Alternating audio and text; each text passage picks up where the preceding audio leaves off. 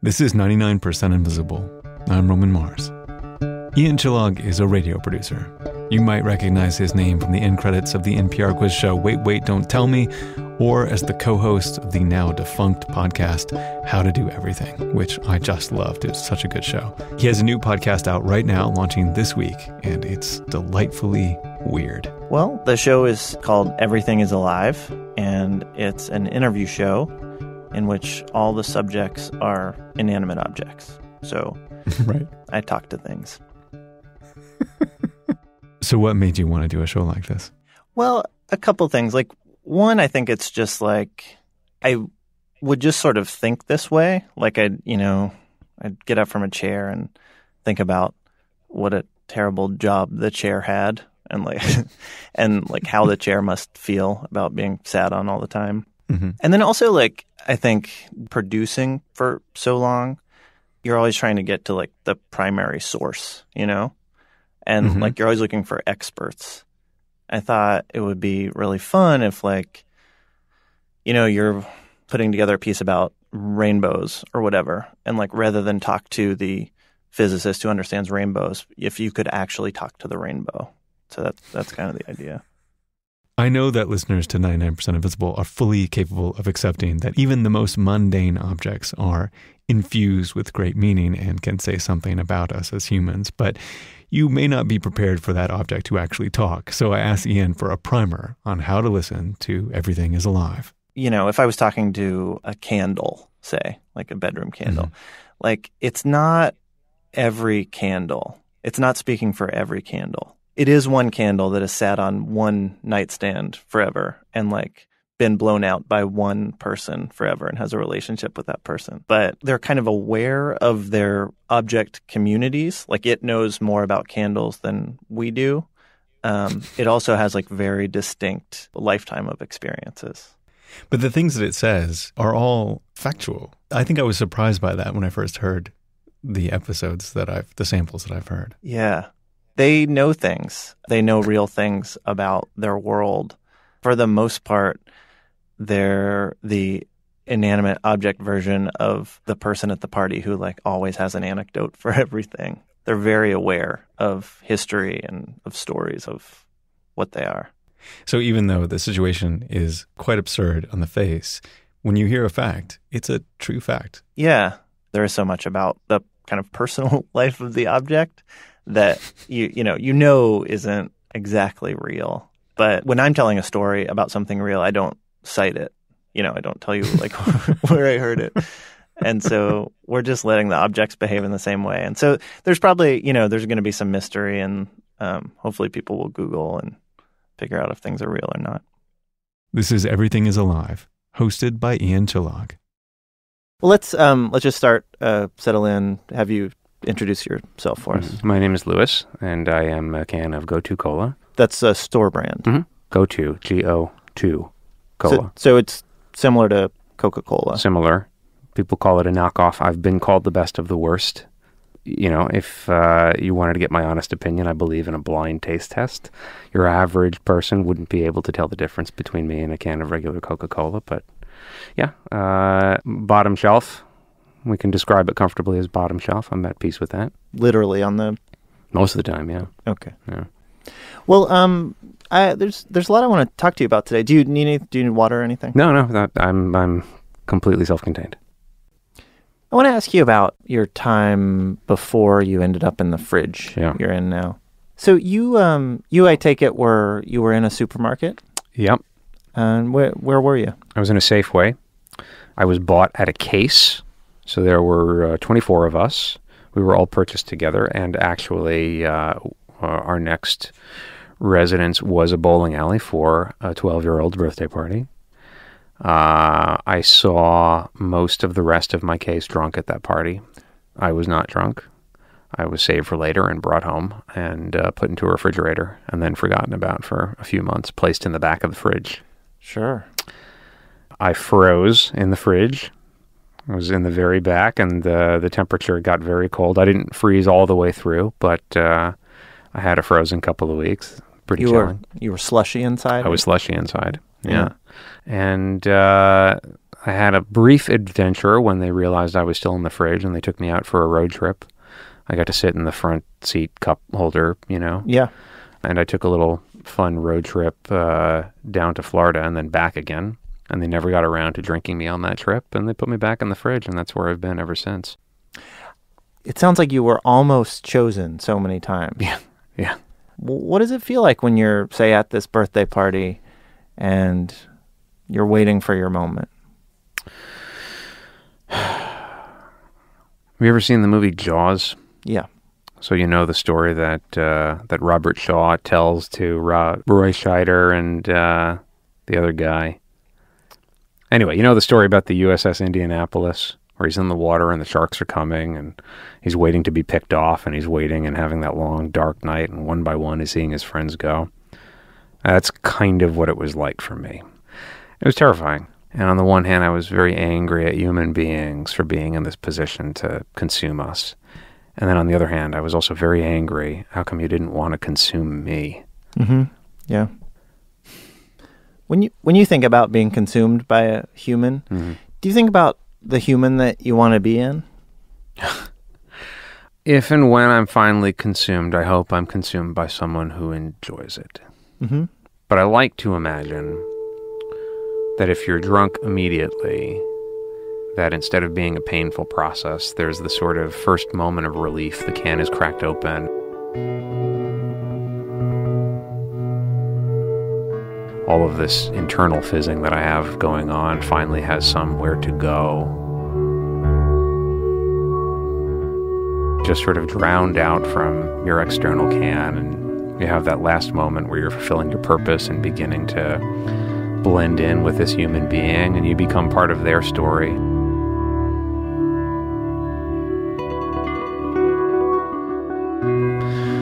Truthfully, here's how I expect to go, assuming that I am consumed. I'm expecting it's going to happen in the middle of the night when I'm not waiting for it, and someone's going to open the fridge and pull me out, and that'll be that. It would be nice to be poured into a nice big pint glass, Frosty mug would be a pretty good way to go. That'd be pleasant, I doubt that's going to happen, though. They don't reserve Frosty mugs for go-to colas. That's just another one of those facts of life.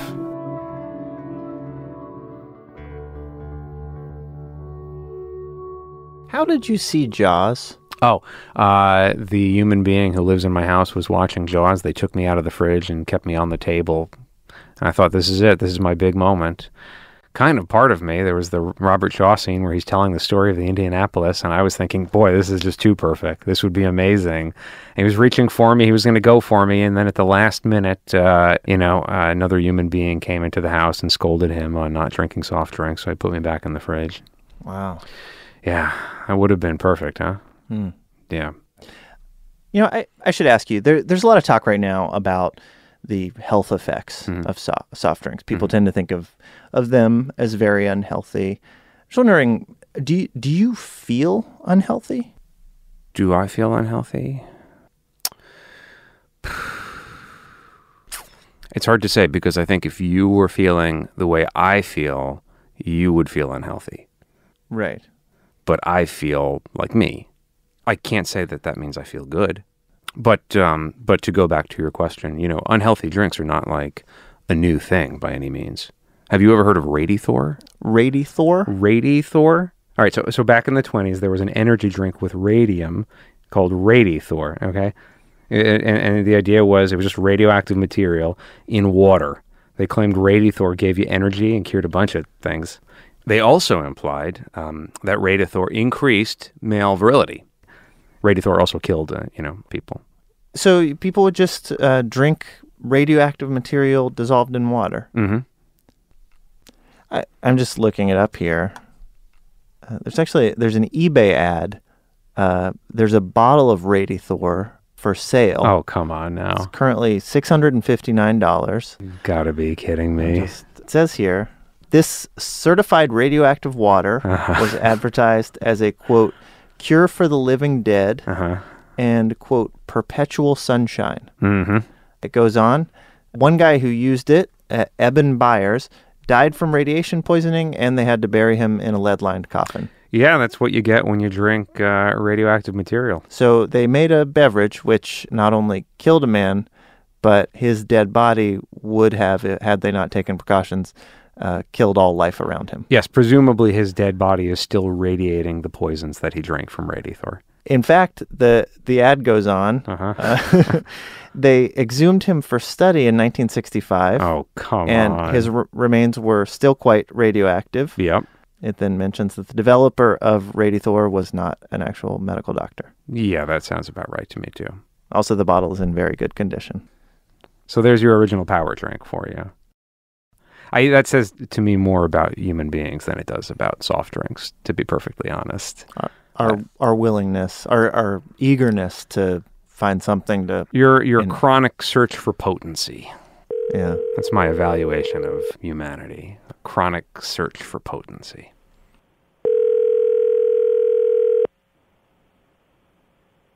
Hello. Hey, I'm calling for Jeff. Yep. Hey, Jeff, you're the man behind the Bygone Times Vintage, right? Yeah, I'm guilty. I noticed one of your eBay listings. So you put up the Radithor? Radithor? Yeah. Yeah. Is that for real? Oh, yeah. What happened was I was at a flea market and I found a set of about 20, 25 of these things. Okay. It was like a shipping crate or something. And so, yeah, I have sold a few of those. Now, and is it a reproduction or is it an original bottle? No, these are original. Yeah, original. Did you check them with a Geiger counter? I have not. I don't. I just assumed they wouldn't have any. There's no contents in them, obviously. But I haven't. No, I didn't check them with the Geiger counter. I suspected since they're from the 1920s, it would be gone. I think maybe it wouldn't be gone. Yeah. Yeah. I don't know. Maybe they wouldn't. I don't know.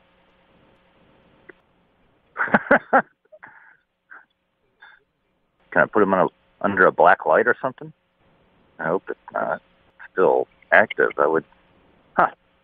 That raises interesting question, sir. Did you know much about Radithor when you? No. Yeah. No, I got on.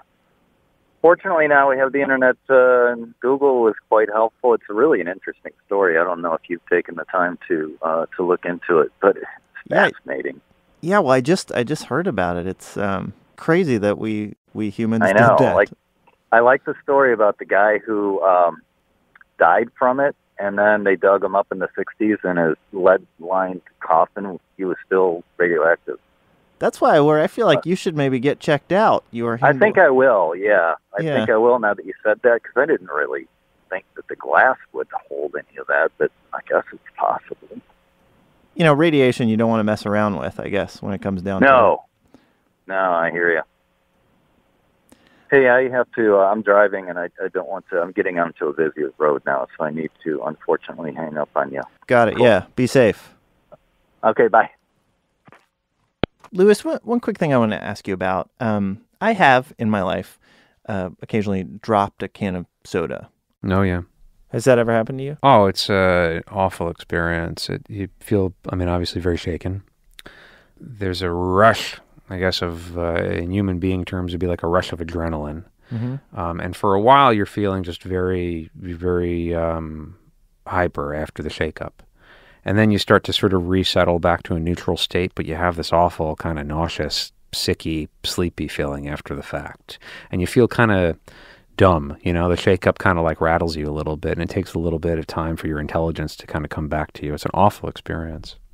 Hey, I imagine too, like we often, after that happens, we will tap on what would be your head. Don't. It doesn't do anything. It doesn't. Don't. There's no reason to do it. It doesn't do anything to the carbonation. All it does is annoy us in a very sensitive moment. Yeah, don't do that. You're listening to Everything is Alive on 99% Invisible. So, Louis, this might be awkward to talk about, but I feel like there's a hierarchy to sodas, at least in terms of how humans think about them. Sure. At the top, there's, Coke and Pepsi, and then there's 7-Up and Sprite, and then there's these, like your Sunkist and grape soda, Fanta, that are kind of at the bottom. I wonder if does that hierarchy, does it mean the same thing to you? Well, let me tell you something about Fanta.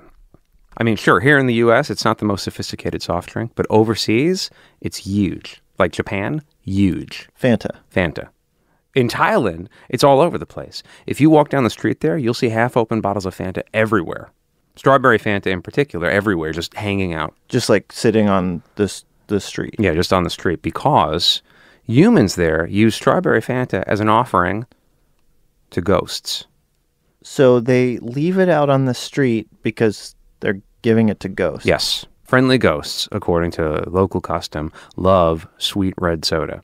So if you leave it out, it attracts them, and they hang out around your house and protect you from, I guess whatever unfriendly ghost might come around, who I guess don't love sweet red soda. Right.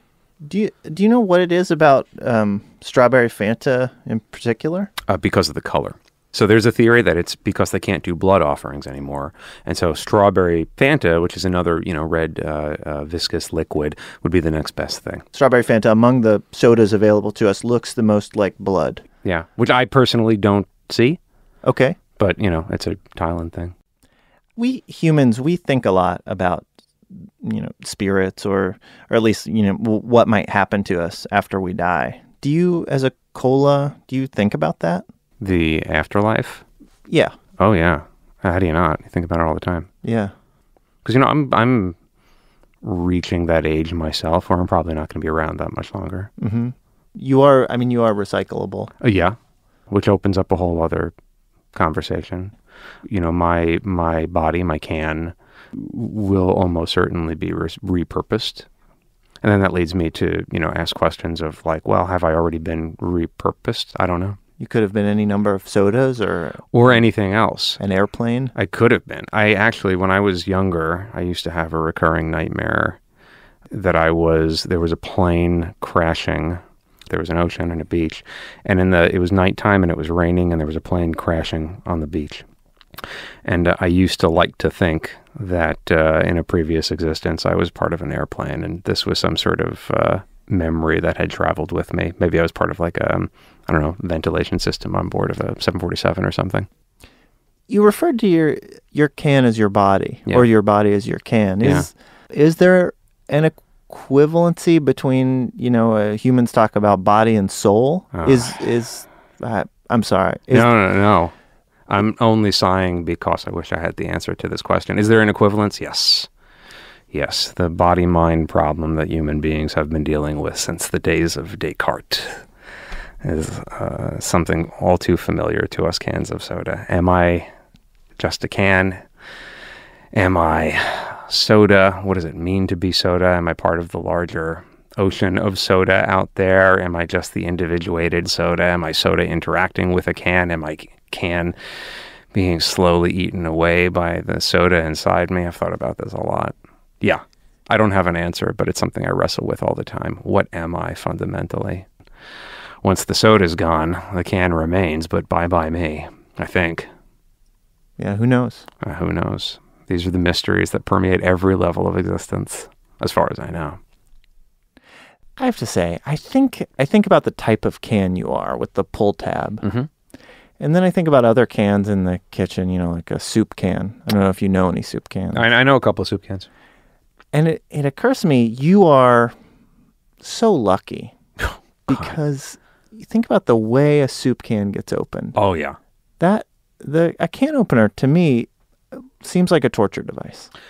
It is. And let me tell you something else, too. I thank God every day of my life that I was not born a can of minestrone soup. I at least have lived a life. I know where I've been, not all of my dreams may have necessarily come true. I may have taken a couple of bad turns here and there, but at least at the end of the day, I've been witness to my own life. These poor bastards who are stuck in these soup cans, we talk about hermetically sealed. They lose all sense of time and perspective. When you open a can of soup, When they wake up, they have no idea how much time has passed. They're like astronauts coming out of cryogenic freeze. And they're all spaced out and they're completely disoriented. They don't know what's going on. And their wake-up call is being torn open by these damn can openers. What a nightmare of an existence. Their flesh is literally busted open only to wake up into a world that they don't know anything about. All the rest of us stay away from the cans of soup. And I'll be honest with you, I feel awful about it. But whenever I try to talk to a can of soup, they are weird. You've mentioned that you're feeling like you're nearing the end of your life. Oh, yeah. What, do you feel old or? Oh, yeah. Yeah? Oh, very much so. I know for a fact I'm old. I can look at my expiration date. Okay. And can I ask how close you are? T-minus 2 weeks to go, my friend. Wow. Mm-hmm. So what, but you could keep going on after that. I That's could. just. I could. It's not recommended, but I could. Does it seem, I mean, I think about this with you because and I'm sorry if this isn't the right way to put it, but it seems like your purpose is to be consumed by a human. Yeah. And so, we all want to serve our purpose. We all want to be useful. Yeah. And yet for you, the moment of your use is the moment where you are no more. And I wonder if that's something you anticipate with optimism or if it feels like, approaching the end. That's a paradox, isn't it? It is, yeah. Well, I guess on the one hand, I do sort of dread the idea of being consumed. Yeah. All beings endeavor to persist in their own being. Spinoza said that. I heard about that from a cup of coffee.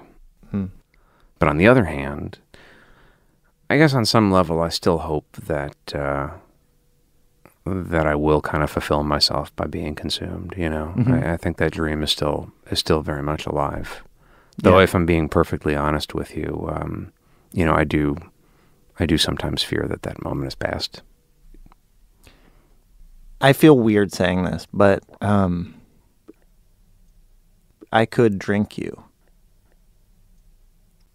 Right now? Yeah. I mean, I want you. I am thirsty, but I want this to be a good moment for you. I want you to be ready. I don't want you to do it if you're not ready. Well, I'll make a deal with you. I've always said I wanted to go with my eyes wide open. I'm prepared to end it here if you promise me that even if you're disgusted by how I taste, you will finish the can. I will make you that promise. Is there anything you want to say to the humans you've encountered, the cans you've encountered, the countertops you've known? I think overall I would say life is a gift and a blessing. And I don't believe anything ends, but everything simply transforms into the next thing. I would say if I can be a little bit soft-hearted and sentimental for a moment or two, it's a gift to get to be anything at all. Well, maybe what we'll do in the interest of journalism is I'll drink about half, and then we'll check in again. Great. Do you want to talk while I'm drinking you? No. Okay. No, I want to have the full experience. Okay. But I'll check in with you at the halfway mark. All right. So I'm picking you up.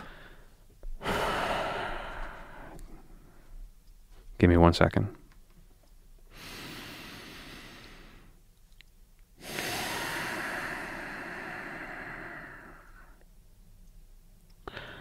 Okay. Are you ready? Mm-hmm.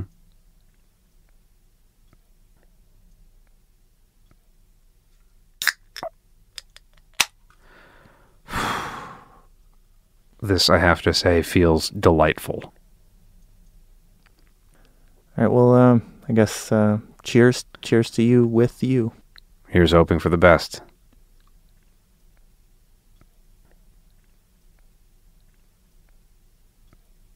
I mean, you are delicious. Thank you. You're very gentle. This is a trippy feeling, I'm not going to lie. All right, my first report. Feeling very spacious inside right now. Feeling I got room to be. Yeah. But I'm feeling the warmth of the tummy. Very strange thing. I'm in two places at once. Spacious in my own body, but feeling warm and secure in your own tummy. Mm-hmm. Wow.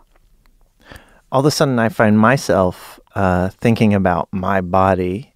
I'm thinking about my body, and I'm hoping that my body is a good place for you. I think so. I don't mind telling you my first impression of the inside of your own tummy. You seem to be taking pretty good care of yourself. Thank you. Yeah.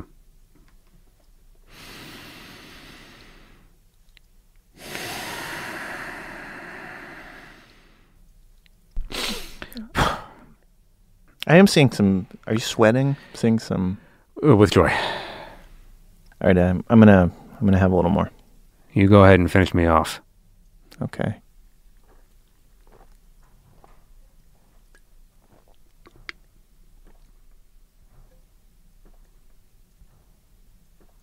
Are you still there?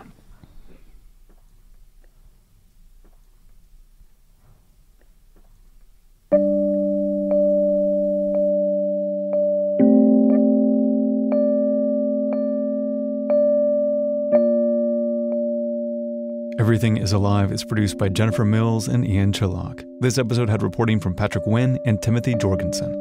In the piece, we heard the song Sheets 2 by the band Mountains off their album Coral. Lewis, the can of generic cola, was played by Louis Kornfeld. Find out more at everythingisalive.com. I'll have a behind-the-scenes discussion with Ian and a preview of this season of Everything is Alive after this. What attracted you to tell the story of Louis, the generic cola, as the first episode of Everything is Alive?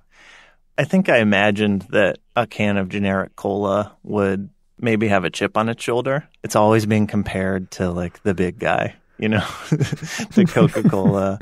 It's even been made to try and trick people into thinking it's Coca-Cola. But, you know, it has its own identity. Maybe that makes it bitter. I mean that in the emotional sense, not in the flavor sense. But because there's a relationship between generic things and non-generic things, that it would already have some personality that made sense. And the conversations are like, they're real interviews. Like we don't script them. We just like ask a person to do a little research, or like we give them research. And then I interview them and I don't know. And so like things where, you know, where there's a little bit of character already to the thing, I think it's more fun and it's easier for the actor to voice it. I know Louis is an actor. Is the eBay guy an actor? No. That's a real person. Yeah, that's a real person. Yeah, we called him up. I don't know. There was a number on his Facebook page, and yeah, he's real. He's okay. I'll tell you that. Good. Because he's a very good character. Yeah. That's amazing. And he's fine, though. Yeah, he's fine. I started to do a little research about like if glass would actually hold radiation. And I actually don't know the answer to that, but I can hit for his case, he's fine. Can you tell people what to expect in this season of Everything is Alive? We have, a number of things we're talking to. We're talking to a lamppost named Maeve. There's a bar of soap named Tara. Right now I'm working on an interview with Jake, who is a mailbox. A mousetrap who actually she has to use a pseudonym. But she's having the mousetrap is having a lot of second thoughts about what she's asked to do. She does not want to kill mice. She has a lot of other ideas about what she could do instead, given the form she was given.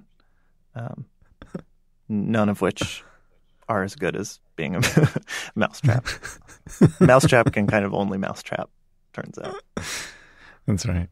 They're all really going to be different, and we really want them all to be different things. there are going to be deep thinking objects, and there are going to be superficial objects. And I think there are going to be unlikable objects, you know? There are certainly objects who don't like me very much. And yeah. So, yeah, I mean, I think our goal is just that it be a diverse community of things, you know? So, right. Do they not like you on principle or through the action of you interviewing them? It's through me interviewing them. It's funny though, like I realize, because I feel the same interviewing a thing as I do interviewing a person. I really do. And I sometimes will be, after the interview, I'll realize there was something I was afraid to ask. What was wrong with me? Like, why was I afraid of offending that dust pile? But I was. Is there an ultimate get for you that you're like working your way up towards? There is, yeah. You know, I'm trying to take the things very seriously. But I do think if the final episode of this show was an interview with an ice cube played by Ice Cube, I think I'd be very satisfied.